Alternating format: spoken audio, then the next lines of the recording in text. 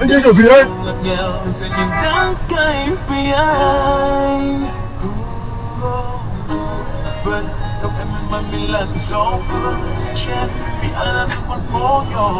đi kiểu gì đấy? Nhưng anh đường như thế mà anh đi như thế được à? Anh đi kiểu gì đấy?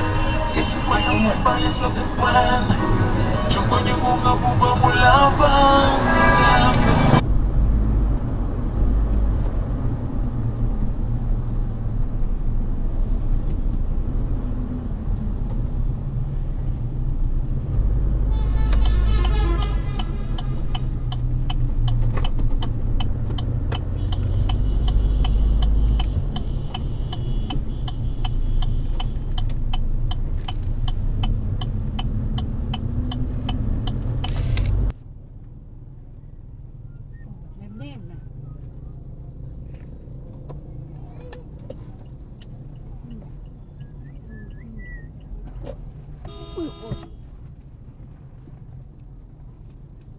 sợ quá.